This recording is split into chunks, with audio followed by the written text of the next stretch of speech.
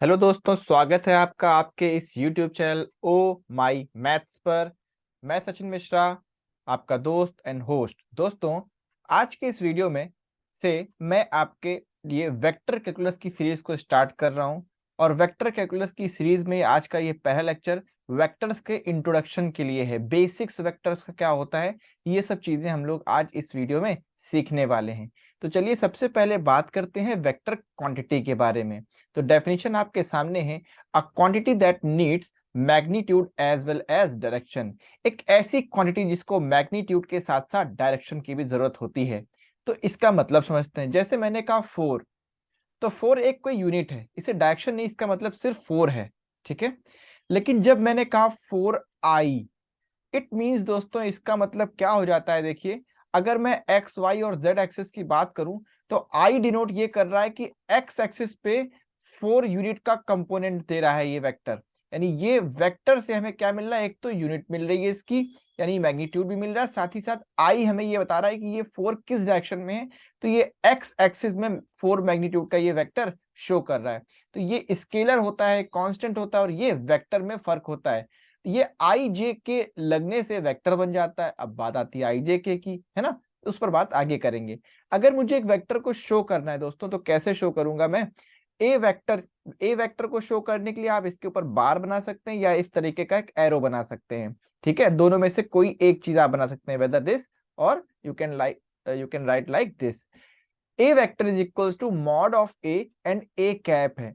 यहाँ पर ये जो मॉड ऑफ ए है, ये मैग्नीट्यूड बता रहा है ए वेक्टर का, कि इसका मैग्नीट्यूड कितना है, 4 5 6 what ever. And A cap जो है वो यूनिट वेक्टर दिखा रहा है। यूनिट वेक्टर आई जे के से मतलब है हमारा, यानी किस डायरेक्शन में वो वेक्टर है, इसको बताने का काम करता है। ठीक है दोस्तों, तो ये होती हैं वेक्टर क्वांटिटी। अब इसके आगे बढ़ते हैं और बात करते हैं वेक्टर फंक्शन के बारे में, कि वेक्टर फंक्शन कब हम कहेंगे और स्केलर फंक्शन क्या कहेंगे। तो फंक्शंस वैसे मैं आपको डिफरेंशियल कैलकुलस में भी पढ़ा चुका हूं, वहां पर फंक्शन 1 1 ऑन 2 की बात होती है। यहां मैं आपको डिफरेंस बता रहा हूं फंक्शंस में, कि कौन सा फंक्शन स्केलर फंक्शन होगा और कौन सा वेक्टर होगा। तो अगर एक स्केलर फंक्शन की बात करेंगे दोस्तों, तो सिंपल सी बात है, जहां पर आई जे के ऐसा कुछ भी ना हो। आप देख रहे हो यहाँ पर एक फंक्शन लिखा हुआ है, यहाँ पर आई जे के ऐसा कुछ भी नहीं लिखा हुआ है, डायरेक्शन को कोई भी शो ऑफ नहीं कर रहा है कोई भी कंपोनेंट। सिंपल से पॉलिनोमियल कह सकते हो या अलजेब्रिक नोटेशंस में ये फंक्शन लिखा हुआ है एक्स वाई जेड में। ठीक है, तो इसे हम कहते हैं स्केलर फंक्शन। लेकिन जिन फंक्शन में आई जे के इंट्रोड्यूस हो जाएंगे, like this, five is equals to 2xi plus 3yj plus 4zk, तो ऐसे फंक्शन को हम लोग दोस्तों क्या कहते हैं? ऐसे फंक्शन को हम लोग कहते हैं वेक्टर पॉइंट फंक्शन। क्योंकि यहाँ पर ये फंक्शन दिखा रहा है कि ये जो भी फंक्शन है वो एक्स एक्सिस में कितना है 2x, जे एक्सिस में कितना है, वाई एक्सिस पे 3y, और के एक्सिस पे कितना है, यानी कि जेड एक्सिस पे कितना है, 4z। ठीक है, तो दोस्तों इस तरीके से होता है। एक ये एग्जांपल मैंने 3D में लिख रखा है और एक ये 2D डायमेंशन में। 3D और 2D का मतलब ये हो गया, एक्स वाई जेड एक्सिस अगर बात हो रही है तो 3 डायमेंशन की बात हो रही है, और एक्स वाई की बात हो रही है, एक्स एक्सिस और वाई एक्सिस की, तो उसको हम 2D में कहते हैं। ठीक है, यहाँ पर जैसे मैंने लिख भी दिया है दोस्तों, कि I J and K are the unit vectors along X Y and Z axis. जहां पर मैं एक्सिस शो करूंगा वहां पर एक्स वाई जेड कैपिटल्स में होंगे, अदरवाइज स्मॉल में होंगे। तो जैसे ये एक एग्जांपल लिया मैंने, F vector is equals to 2i plus 6j minus 5k। It means कि आई जे के शोज कर रहा है क्या, डायरेक्शन को, और 2 6 एंड माइनस 5 ये जो है ये मैग्नीट्यूड बता रहा है कि ये कंपोनेंट कितना कितना एक्स वाई जेड एक्सिस में। अगर यहाँ की बात करें तो यहाँ पर ये 2 है, जे की बात करें तो यहाँ पर 6, और के की अगर मैं बात करूं तो यहाँ पर ये 5 है। इस तरीके का ये वेक्टर पूरा बन रहा है दोस्तों। ठीक है, तो ये एक्स वाई जेड एक्सिस की यूनिट्स को दिखाने का काम करता है। ठीक है, अब इससे आगे बढ़ते हैं दोस्तों, और कुछ नया पढ़ते हैं। आगे क्या क्या टॉपिक है देखते हैं। Modulus of A vector point function. अब मॉडुलस क्या होता है? मॉडुलस कुछ नहीं है, अभी आपने देखा ऊपर, मॉडुलस यानी कि मैग्नीट्यूड की बात हो रही है, यानी उस वेक्टर के परिमाण की बात हो रही है। अगर कोई हिंदी मीडियम का बच्चा है तो वो जान ले, वेक्टर मॉडुलस का मतलब था परिमाण, उसकी यूनिट कितनी है, मात्रा कितनी है। तो अगर मैं हमें निकालना हो मॉडुलस तो कैसे निकालेंगे? तो F vector is equal to दोस्तों होता है X I plus Y J be a vector point function. ये एक वेक्टर पॉइंट फंक्शन आपका हो गया। ठीक है। अब मॉडुलस कैसे निकालते हैं, R is equal to X square plus Y square. यहाँ पर एक्स और वाई मत देखिए, एक्स और वाई को ऐसे समझिए, आई का कोफिशिएंट जो है उसका स्क्वायर प्लस जे का कोफिशिएंट जो है उसका स्क्वायर। अब 2D में है तो सिर्फ इतना हो जाएगा, और अंडर रूट में X square plus Y square, इस तरीके से हो गया। अगर यही क्वेश्चन 3D में आ जाए, यानी कि एक्स आई वाई जे और जेड के है, तो वो भी सिंपल है, आप R is equal to under root X square Y square Z square, इनका सम कर दोगे, X square plus Y square plus Z square, यानी कि एक्स एक्सिस का कंपोनेंट, वाई एक्सिस का कंपोनेंट और जेड एक्सिस का कंपोनेंट, और ये आपको आई जे के कोफिशिएंट से मिलते जाएंगे, इनको आपको स्क्वायर कर देना है। ठीक है, अब एक दो क्वेश्चंस करते हैं दोस्तों, और ये देख लेते हैं कि ऐसा तो नहीं कुछ नया है। ठीक है, आप जो सीख रहे हो उसमें कितना आपको आ रहा है ये भी देखते जाइए। देखिए यहाँ पर एक क्वेश्चन लिखा हुआ है, if V vector is equal to 4i plus 4j plus 2k then find mod of v। आपको ऐसे भी लिख सकते हैं, मॉडुलस ऑफ v भी ऐसे बोल सकते हैं। तो मॉड ऑफ v हम लोग क्या कर देंगे, i का कोफिशिएंट 4 स्क्वायर प्लस j का कोफिशिएंट 4 स्क्वायर प्लस 2, यानी कि k का कोफिशिएंट 2 इसका स्क्वायर कर दिया। अब जब इनका स्क्वायर करके आप ऐड करोगे तो आपको 36 सॉल्व होके 6 मिल जाएगा। तो इस वेक्टर का जो परिमाण है या जो मॉडुलस है वो है 6, और ये वेक्टर पॉइंट फंक्शन इस तरीके से शो कर रखा है। ऐसा ही ये 2D में हो गया, 3D में हो गया, तो एक क्वेश्चन 2D का भी लगा लेते हैं। एक और क्वेश्चन देखिए, find the modulus of v vector 3i minus 6j। तो मॉड ऑफ v कर लीजिए 3 का स्क्वायर यानी कि i के कोफिशिएंट का स्क्वायर प्लस माइनस 6 का स्क्वायर यानी कि j के कोफिशिएंट का स्क्वायर, इन दोनों को ऐड करेंगे, you will get your answer. Okay, so let's move to the next topic and that is unit vector. How we will find the unit vector, हम unit vector को कैसे find out करेंगे। तो unit vector को find out करने का जो formula है दोस्तों, वो ऊपर जो मैंने आपको वेक्टर पॉइंट फंक्शन के नोटेशन में बताया वहीं से निकलेगा। यूनिट वेक्टर यानी कि कैप वेक्टर जिसको हम कहते हैं। तो ये कैसे निकलेगा, अब यहीं से मैंने इस फॉर्मूले को निकाल रखा है कि ए वेक्टर अपॉन मॉड ऑफ ए। इस फॉर्मूले से ही इसको यहां तक हम पहुंच सकते हैं। ठीक है, तो यूनिट वेक्टर कैसे निकालते हैं, वैसे तो यूनिट वेक्टर का मतलब है भाई कि 1 है उसकी वैल्यू, लेकिन अगर किसी वेक्टर के लिए यूनिट वेक्टर हमें बोल दिया जाए इसका यूनिट वेक्टर या कैप वेक्टर क्या होगा, तो कैसे फाइंड आउट करेंगे। तो अगर ये एफ वेक्टर है आई माइनस 2j प्लस 3k, ठीक है, सो अब इसका मुझे यूनिट वेक्टर निकालना है, तो एफ कैप निकालूंगा मैं, F vector upon mod of F. तो एफ क्या हो जाएगा, वेक्टर जैसे था वैसे लिख दिया, और मॉड एफ कैसे निकालना भी आपको मैं सिखा चुका हूं, बस आपने यहाँ पर कोफिशिएंट का स्क्वायर किया, उनको सम किया और आपका आंसर आ गया। ठीक है, तो ये बहुत टफ चीजें नहीं है, ये सिर्फ आपको इंट्रोडक्शन दे रहा हूँ, ताकि मैं आगे जब वेक्टर इंटीग्रेशन और वेक्टर डिफरेंशिएशन बताऊं तो वहां तक हमें ये पता हो कि वेक्टर्स क्या होते हैं। चलिए आगे बात करते हैं दोस्तों, सम और डिफरेंस ऑफ टू वेक्टर्स के बारे में। दो वेक्टर का सम कैसे करते हैं, डिफरेंस कैसे करते हैं, और इसके आगे आपको मैं बताऊंगा resultant of a two vectors. So let A and B B two vectors such that A ऐसा कोई अपना आराम से घूम रहा है हवा में, जैसे ये लटक रहा है, ऐसे ये बी वेक्टर कोई अलग इधर हवा में घूम रहा है। इन वेक्टर्स में एक चीज समझ, जहां पर एरो बना होता है इसको हम कहते हैं हेड, और जहां पर एरो नहीं होता उसे हम टेल कहते हैं। अब मैं ये क्यों बता रहा हूं, क्योंकि हेड और टेल का अपना इंपॉर्टेंस होता है। जब ज्योमेट्रिकली आप दो वेक्टर्स को ऐड करते हो, उनका फिगर देखते हो, तो कैसे ऐड होते हैं और कैसे रिजल्टेंट निकालते हैं हम लोग, इस चीज के लिए आप ये समझ सकते हो कि इनका यूज पड़ता है, इंपॉर्टेंस होती है। चलिए अब देखते हैं ज्योमेट्रिकली दो वेक्टर्स को कैसे ऐड किया जाता है और रिजल्टेंट तक कैसे पहुंचते हैं। देखिए दो वेक्टर्स को जब हम ऐड करते हैं दोस्तों, तो ए वेक्टर प्लस बी वेक्टर, ठीक है, सपोज आपके पास कोई ए वेक्टर ऐसा दिया हुआ है आई प्लस जे प्लस के, ठीक है, और एक बी वेक्टर आपको दिया है। पहले तो इसको बहुत टफ नहीं कर रहा हूं मैं, आसान करने की कोशिश कर रहा हूं, 2i माइनस 2j और प्लस 3k, ठीक है, और मुझे ए वेक्टर प्लस बी वेक्टर करना है। तो आप सिंपल कर दोगे, ये जो मैंने आपको यहाँ शो कर रखा है ये कैसे होता है ज्योमेट्रिकली, उसका इंपॉर्टेंस और कैसे पैरेललोग्राम लॉ के थ्रू कैसे हम रिजल्टेंट निकालते हैं इसको बताने की कोशिश की है। तो आप इन दोनों को ऐड कर दोगे तो 3i हो जाएगा, इन दोनों को ऐड करोगे जे जे कंपोनेंट को तो माइनस जे बचेगा, और के को ऐड करोगे तो आपका 4k आ जाएगा। तो सिंपल सा रूल यही है सॉल्व करने का, अगर आपसे सिर्फ सम पूछते हैं। लेकिन आपको अगर फिगर देकर के पूछते हैं विच वन इज राइट, ऐसे भी आ सकता है, ठीक है, ऐसे भी आ सकता है। तो याद रखिए दो वेक्टर्स को ऐड करने के लिए हम हेड एंड टेल मेथड का यूज करते हैं। कौन से मेथड का यूज करते हैं, हेड एंड टेल मेथड, ठीक है। हेड और टेल मेथड से अगर कोई वेक्टर ऐड है तो ठीक है, फिर वो करेक्ट है। जैसे आप देखोगे ये ए वेक्टर है, इसका हेड और ये बी वेक्टर है, इसका टेल, मैंने हेड को टेल से ऐड किया। तो इस तरीके से हम ऐड करते हैं इनको, ठीक है।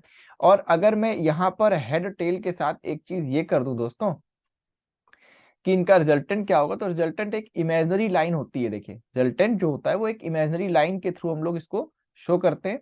इसलिए यहाँ पर आप ये नहीं कह सकते कि सर आपने यहाँ पर हेड से हेड को जोड़ दिया है, तो ये कोई इतना टेंशन की बात नहीं, ये इमेजिनरी होता है, ठीक है। इसको हम सिर्फ एज्यूम करते हैं कि रिजल्टेंट इस तरीके से यहाँ पर होगा, लेकिन ए और बी तो परफेक्ट वेक्टर दिए हुए हैं। अब हमें इनका क्या करना है दोस्तों, देखिए मैंने इस तरीके से इसको एड ऑन कर दिया, ठीक है। इसको यहाँ पर भी मैं थोड़ा सा डॉटेड लाइन कर देता हूँ ताकि इमेजिनरी आपको समझ में आ जाए कि इमेजिनरी किस तरीके से मैंने यहाँ पर शो कर रखा है,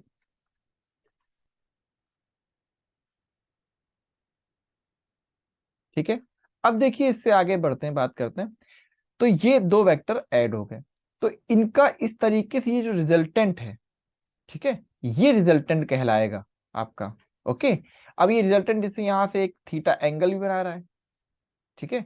ये रुकिए, यहाँ से लाइन हट गया है, यहां से क्या कर रहा है, थीटा एंगल भी बना रहा है। तो ये जो एंगल है इसकी भी इंपॉर्टेंस है अपनी, ये एंगल ऐसे ही नहीं लिखा है, एंगल की भी अपनी इंपॉर्टेंस है। सपोज ये यहाँ पर थीटा एंगल बना रहा है, ठीक है। तो अब ये रिजल्टेंट कैसे हम लोग डिक्लेयर करते हैं, जैसे यहाँ पर तो आसान है, लेकिन अगर माइनस बी वेक्टर हो तो कैसे करेंगे, ये मैंने दोनों में शो किया है।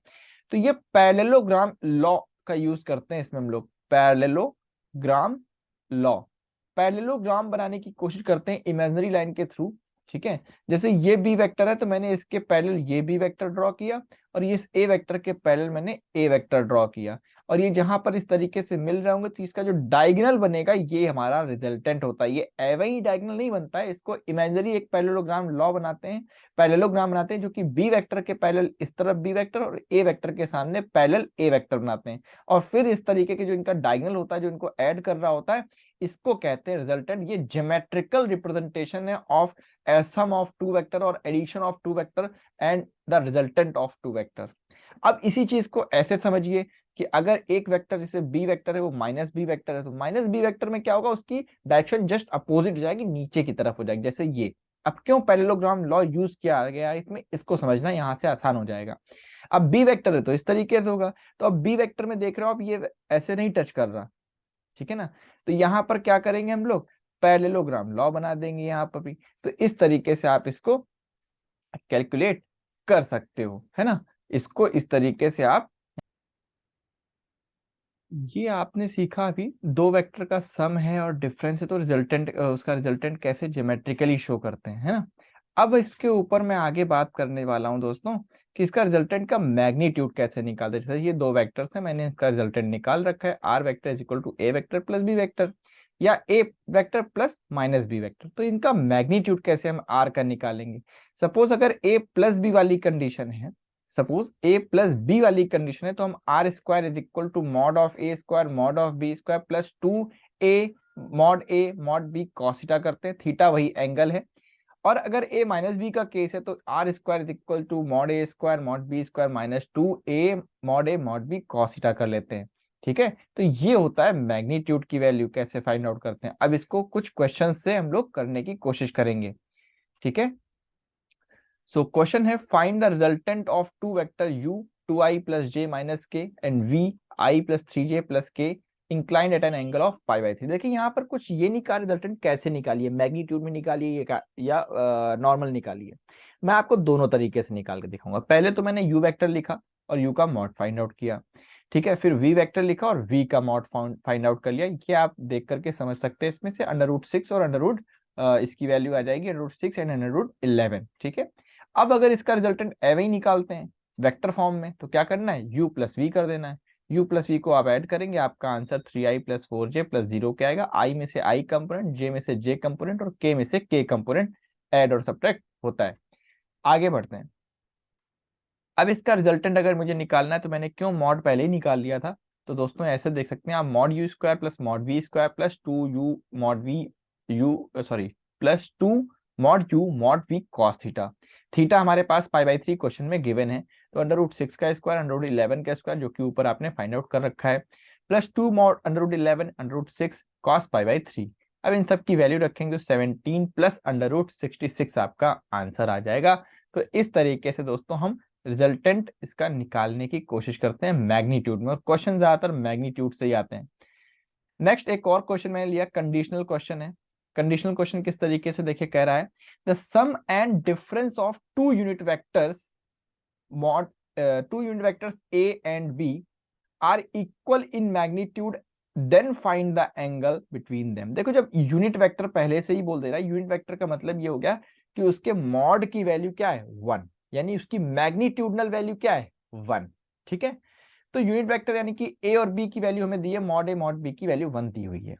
अब R1 इसका मान लेते हैं और इसका R2, यानी कह रहा कि मैग्नीट्यूड है जो सम और डिफरेंस का, तो a प्लस बी का मैग्नीट्यूड और a माइनस बी का मैग्नीट्यूड। यानी कि आपसे क्या कह रहा है, मैग्नीट्यूड जब a प्लस बी और a माइनस बी का कह रहा है तो एक तरीके से आपसे रिजल्टेंट की ही बात कर रहे हैं। तो ये ओपन करेंगे तो क्या हो जाएगा, a square B square 2ab cos theta, a square B square minus 2ab cos theta, ये आपका R1 स्क्वायर। ऐसे ओपन करेंगे तो ये हो गया आपका R2 स्क्वायर, और इन दोनों को इक्वल हमें दिया हुआ है, तुमने रख दिया यहाँ पर।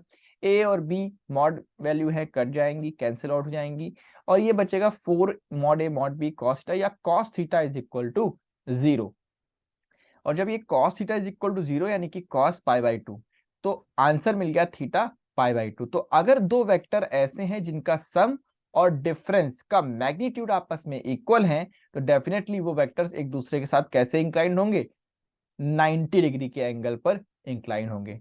तो दोस्तों ये था आपका इंट्रोडक्शन वीडियो, मैंने आज आपको ये बताया है इसमें कि वेक्टर्स का बेसिक्स क्या होता है, कैसे इनका इंट्रोडक्शन कर सकते हैं हम लोग। तो उम्मीद है आपको ये चीजें अच्छी लग रही होंगी। अगर आपको ये कंटेंट अच्छा लग रहा है, आपको मेरे लेक्चर्स अच्छे लगते हैं, तो प्लीज थोड़ा सपोर्ट करिए, सब्सक्राइब करिए, शेयर करिए और लाइक भी करिए वीडियो को। अभी आपको इसके बाद नेक्स्ट लेक्चर जल्दी ही देखने को मिलेगा वेक्टर कैलकुलस में, जहां पर मैं आपको वेक्टर डिफरेंशिएशन और वेक्टर का इंटीग्रेशन करता हुआ नजर आ रहा हूँ। So students, thank you very much and that's